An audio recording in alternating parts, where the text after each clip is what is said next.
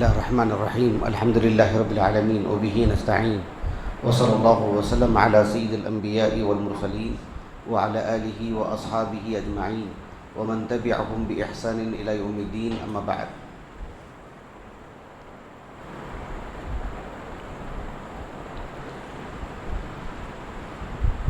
اس نشست میں آپ کے سامنے اللہ سبحانہ و تعالیٰ کی ایک عظیم عبادت حج کی جو فضیلت ہے وہ آپ کے سامنے بیان کروں گا.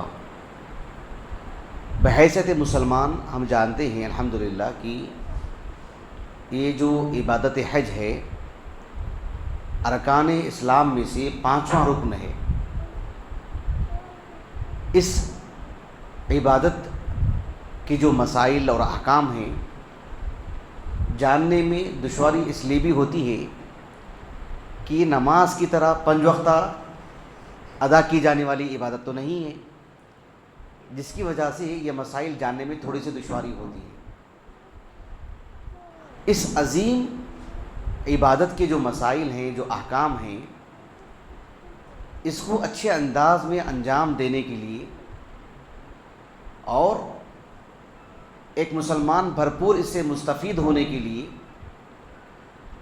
اللہ سبحانہ و تعالیٰ نے نبی کریم صلی اللہ علیہ وسلم کے ذریعے سے کچھ ایسے فضائل بھی بتا دیے ہیں کہ پوری خوش اسلوبی سے اس کو انجام دے سکے. اس سے ایک ہمت ملتی ہے، ایک حوصلہ ملتا ہے کہ اس عبادت میں جو کہ مالی عبادت ہے، بدنی عبادت ہے، فضائل بھی ایسے بتائے گئے ہیں کہ جس سے ایک مسلمان پوری خوش اسلوبی سے باذن اللہ تعالیٰ اس کو انجام دینے کی کوشش کرتا ہے. یہ جو عبادت حج ہے، الحج ہم جانتے ہیں کہ پوری شریعت محمدیہ عربی زبان میں ہے. یہ جو کلمہ ہے الحج، عربی زبان میں اس کا جو بنیادی معنی ہے وہ ہے قصد کرنا، ارادہ کرنا. الحج کے معنی کیا ہے؟ ارادہ کرنا. ایک پرانے نحوی ہیں، آج سے 1200 سال پرانے، امام خلیل ابن احمد الفراہیدی رحمہ اللہ، انہوں نے بتایا کہ الحج کا جو بنیادی معنی ہے عربی زبان میں صرف ارادہ نہیں ہے، بلکہ کہا کہ القصد الی معظم، کسی بڑے کام کا ارادہ کرنا، کسی بڑی جگہ جانے کا ارادہ کرنا، بڑے کام انجام دینے کا ارادہ کرنا. ورنہ الحج اس کے معنی اگر قصد کے ہیں تو قصدہ کے معنی کیا ہوں گے پھر؟ اس وجہ سے انہوں نے کہا کہ الحج جب کہتے ہیں تو عربی زبان میں اس کا جو بنیادی معنی ہے کسی بڑے کام کو انجام دینے کا ارادہ رکھنا. لیکن شرعی اعتبار سے جب الحج کہتے ہیں تو اختصار کے ساتھ اگر اس کا ہم معنی بتائیں، جیسے کہ حافظ بن حجر العسقلانی وغیرہ نے کہا رحمہم اللہ اجمعین کہ القصد الی بیت الحرام، کعبۃ اللہ کی طرف قصد کرنا. اور کس اعتبار سے قصد کرنا؟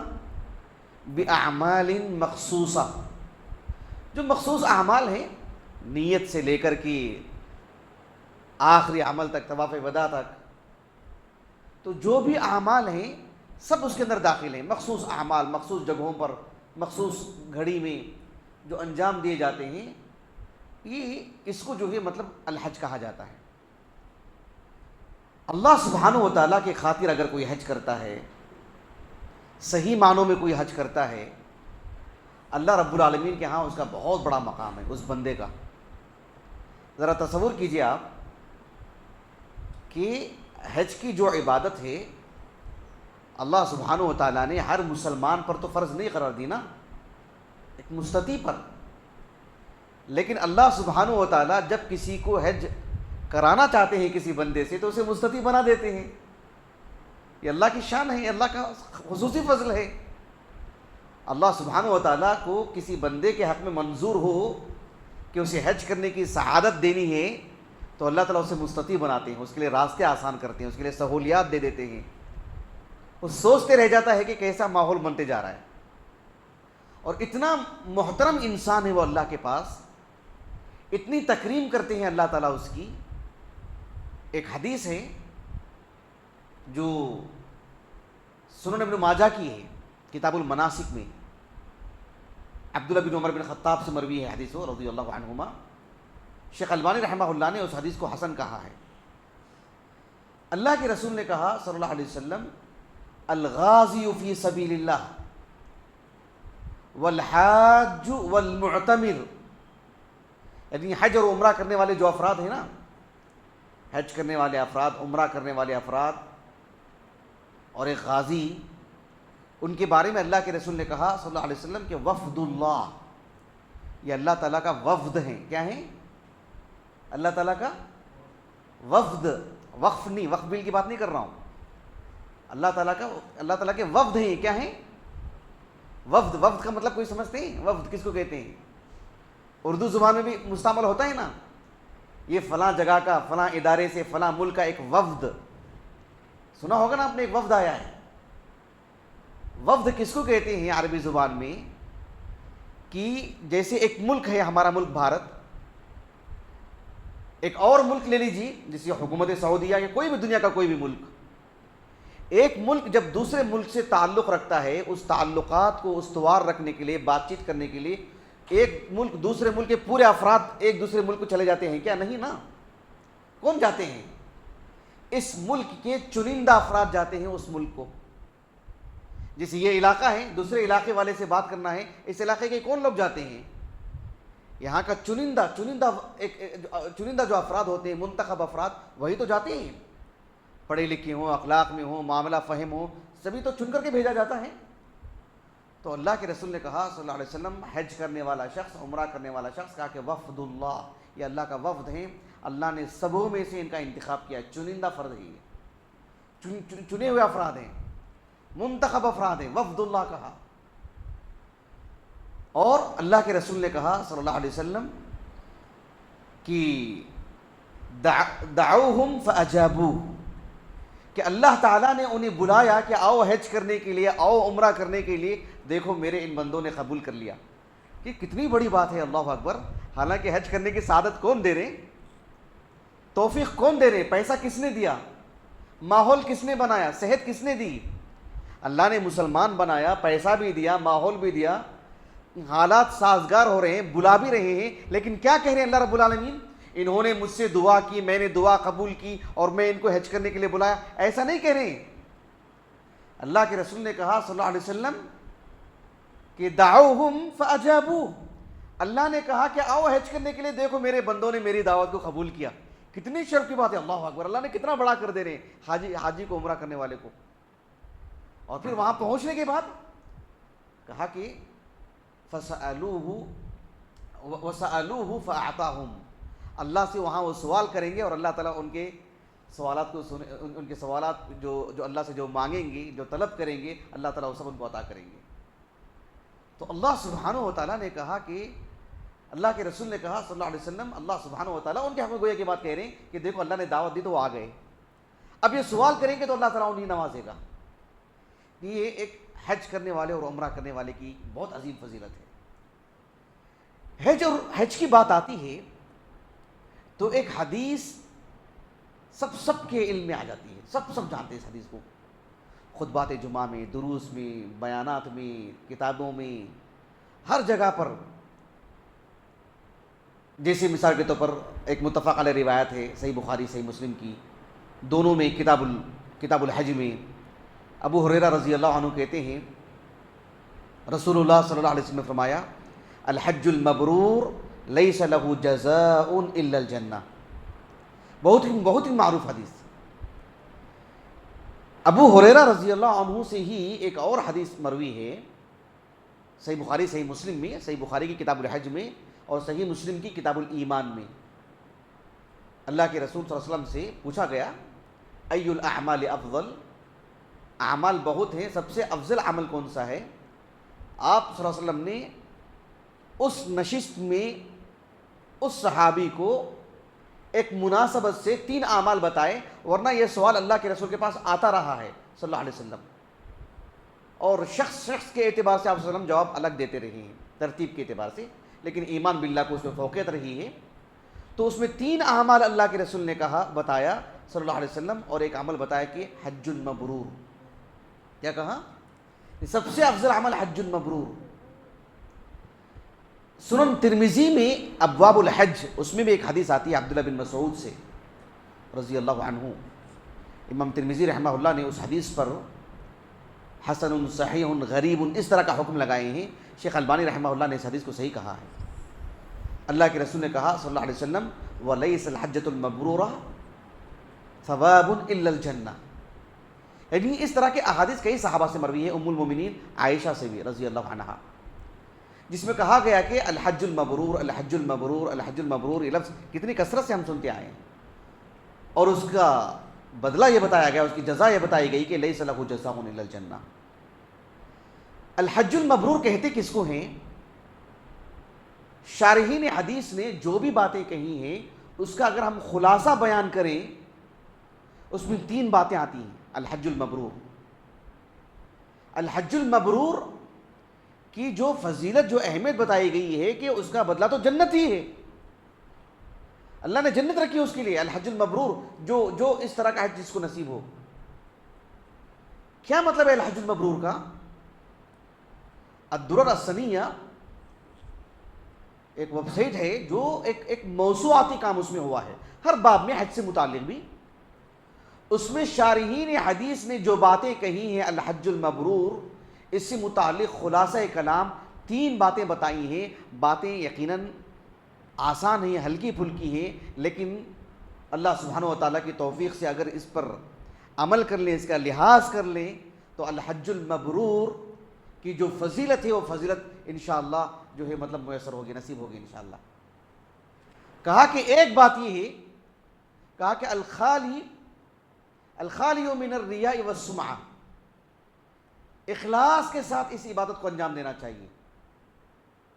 نماز بھی اللہ ہی کے لیے، روزہ بھی اللہ ہی کے لیے، لیکن بعض اہل علم نے کہا کہ اللہ رب العالمین نے کہا کہ الحج والعمرۃ للہ،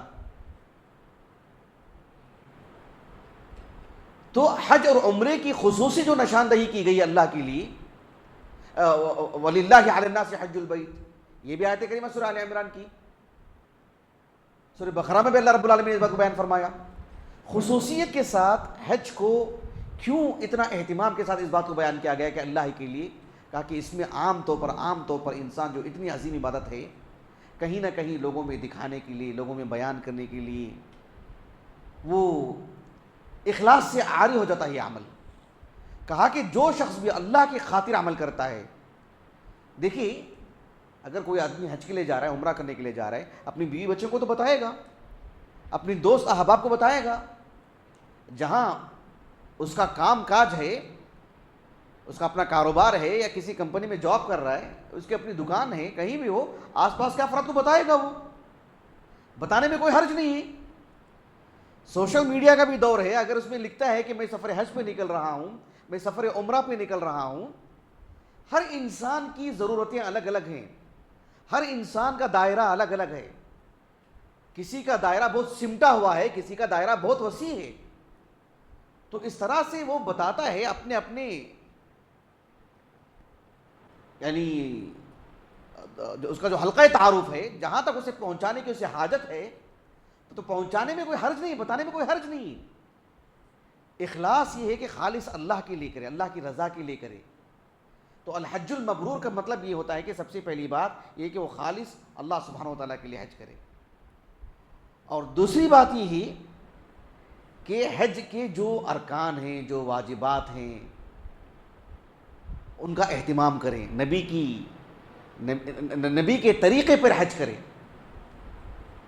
نیت سے لے کر کے۔ نیت کا تعلق وہاں نہیں ہے جو احرام باندھتے وقت جو ایک بندہ یہ کہتا ہے کہ حج اے اللہ میری طرف سے ہے، میں فلاں ابن فلاں، وہ نیت نہیں ہے، وہ دعاء الاستفتاح کی طرح ہے۔ لیکن ایک 2-3 مہینے پہلے جب اس نے ایک معاملہ کر لیا کسی ٹور آپریٹر سے کہ مجھے حج کے لیے جانا ہے، یا حج کمیٹی سے اس نے ارادہ کر لیا، پیسے دے دیے، اس کا جو عمل ہے نا، یہی اس کی نیت ہے، تو پھر ایسی صورت میں وہاں سے لے کر کے ہر معاملے میں احرام باندھنے کا جو معاملہ ہے، کہاں سے باندھنا ہے، کیسے باندھنا ہے، میں طریقہ نہیں آپ کو بتا رہا ہوں، یہ بتا رہا ہوں کہ ہر باب میں طواف کرتے ہوئے، صفا مروہ کی صحیح کرتے ہوئے، مینا میں چاہے وہ ایام تشریق کی بات ہو، 8 ذی الحجہ کی بات ہو، وہاں کا ٹہرنا ہو، وہاں کی نمازیں ہوں، وقوف عرفہ ہو، ہر پہلو یہ دیکھنا کہ رسول اللہ صلی اللہ علیہ وسلم نے کیسے حج کیا، آپ نے کس عمل کو بتایا کہ یہ اپنے عمل سے کہ یہ رکن ہے، یہ واجب ہے، اس عمل کا کتنا جو درجہ ہے، یہ دیکھ کر کے عمل کرنا، اس کا اہتمام کرنا، اور اس میں تعصب نہیں برتنا کہ میں فلاں مسلک سے تعلق رکھتا ہوں، میں فلاں اور فلاں سے.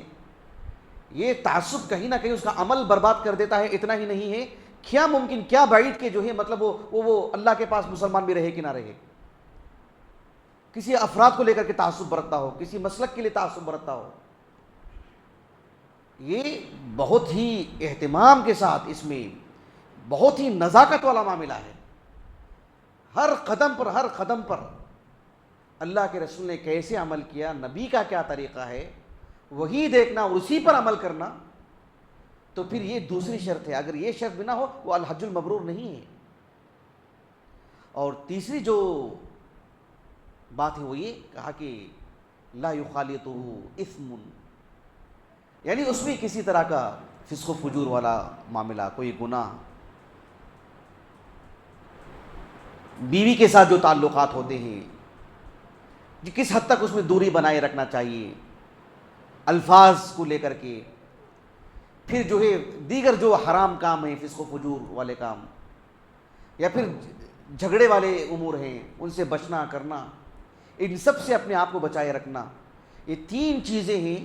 یہ 3 چیزوں کا اگر وہ اہتمام کرتا ہے، لحاظ کرتا ہے، اور اللہ رب العالمین کی توفیق ہدایت شامل حال ہو، تو پھر وہ جو ہے الحج المبرور ہے. اگر یہ کسی کو میسر ہو، نصیب ہو، تو پھر لیس لہ جزاء الا الجنہ. کتنی بڑی سعادت کی بات ہے. حج کی فضیلت کی جب بات آتی ہے تو اس سلسلے میں ابھی جو میں نے آخری بات کہی ہے نا، اسی سے جڑی ہوئی وہ حدیث ہے جس کے راوی کئی ایک صحابہ ہیں، ام عائشہ بھی، ابو ہریرہ بھی رضی اللہ عنہم اجمعین. متفق علیہ روایت ہے، صحیح بخاری صحیح مسلم کی کتاب الحج کی.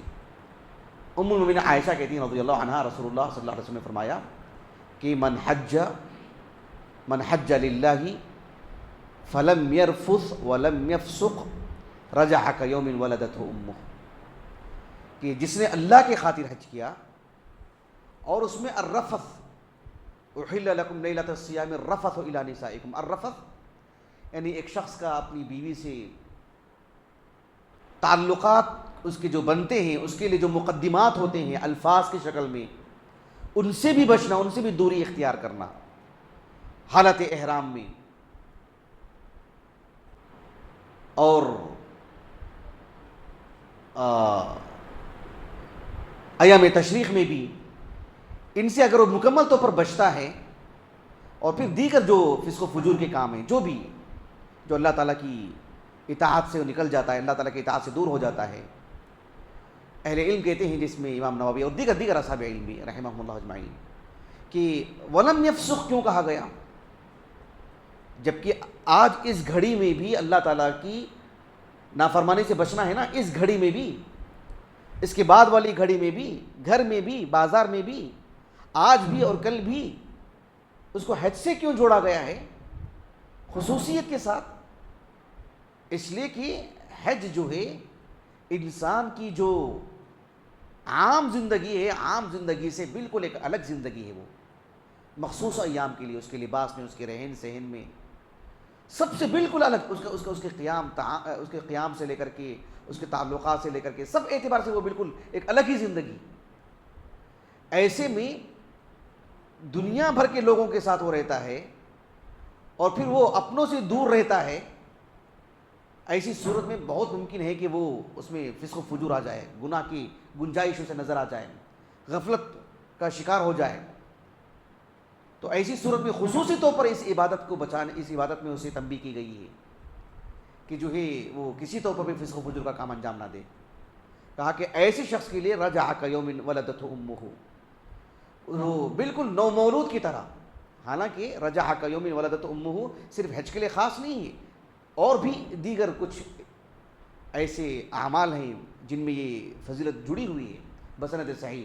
یہاں پر بھی یہ بات ہے کہ رجع کا یوم ولدت امہ، چاہے اس کے صغائر ہو، صغیرہ گناہ ہو، چاہے اس کے کبیرہ گناہ ہو، سب اس کے معاف ہو جاتے ہیں۔ یہی بات اکثر اہل علم نے کہی ہے۔ البتہ حقوق العباد کا معاملہ ہو تو بہرحال وہ الگ چیز ہے، اس کی انفرادی جو غفلتیں ہیں، انفرادی جو اس کے گناہ ہیں صغیرہ اور کبیرہ، جلوت میں خلوت میں، وہ انشاءاللہ تعالی معاف ہو جائیں گے اس عظیم عبادت کی وجہ سے۔ لیکن جو حقوق العباد ہیں وہ مستقل ایک موضوع ہے، اس میں بہرحال وہ اس کا معاملہ اس کو الگ سے حل کرنا ہوگا اس کو۔ یہ حج کے فضائل ہیں۔ ظاہر بات ہے اس کے لیے وہ ساری چیزیں پیش نظر ہونی چاہیے، اخلاص بھی ہونا چاہیے، اور فسق و فجور سے اور رفث وغیرہ سے بچنا بھی چاہیے۔ اور جو دوسری جو درمیان کی جو بات میں نے کہی ہے کہ واجبات اور ارکان نبی کریم صلی اللہ علیہ وسلم کے طریقے پر حج کو انجام دینا، وہ جس کو آپ کے سامنے پیش کیا جائے گا اس کو ملحوظ رکھنا وہ بے حد ضروری ہے۔